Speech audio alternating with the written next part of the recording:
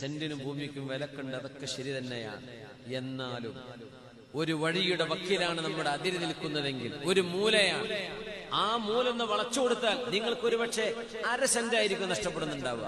1/2 saint അള്ളാഹ്ക്ക് വേണ്ടി പടച്ചവനെ വിചാരിച്ച് നിങ്ങളുടെ അരികത്തുകൂടെ പോകുന്ന 100 കണക്കിന് ആളുകൾ, അതിൽ പ്രായമുള്ള രോഗികളുണ്ട്, ഡയാലിസിസിന് പോകുന്നവരുണ്ടാകും, ഹാർട്ട് അറ്റാക്ക് പിടിച്ച് ഓടുന്നവരുണ്ടാകും.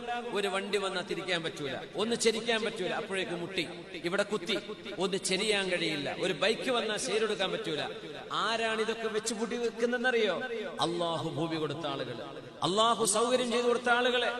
ആ മതില് വെക്കുന്നത് 2 അടി ഇങ്ങോട്ടുള്ളിലേക്ക് വലിച്ചാൽ, ആ മൂലെങ്ങനെ കൂർപ്പിച്ച് നിർത്താതെ ഒന്ന് നേരെയാക്കി കൊടുത്താൽ എത്രയോ മുഅ്മിനീങ്ങളുടെ നല്ല പ്രാർത്ഥന കിട്ടും. നല്ല മനുഷ്യൻ കേട്ടോ, ബുദ്ധിമുട്ടാക്കാതെ പോകാൻ പറ്റിയല്ലോ, എന്തൊരു സൗകര്യം ചെയ്തു കൊടുത്തു.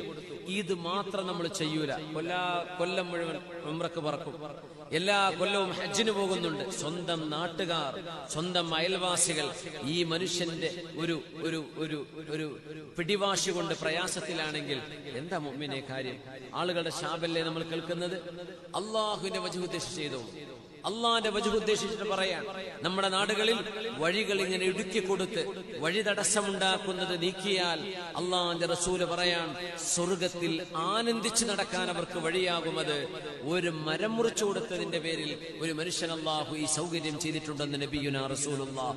ലഖദ് റഅയ്തു, നബി തങ്ങൾ പറയാൻ, ഞാൻ കണ്ടു എന്റെ കണ്ണുകൊണ്ട്, റജുലൻ, ഒരാളെ, യതഖല്ലബു ഫിൽ ജന്ന, സ്വർഗത്തിൽ ആനന്ദിച്ചു നടക്കുകയാണ്. അയാൾ ചെയ്ത പണി എന്താണെന്നറിയോ? ഫീ ഷജറത്തിൻ ഖതഅഹാ, ഒരു മരം മുറിച്ചെടുത്തു. അതൊരു പക്ഷേ കൊമ്പ് വെട്ടി കൊടുക്കലാകാം, മതിലൊന്ന് ഉള്ളിലിട്ട് വലിച്ചു കൊടുക്കലാകാം.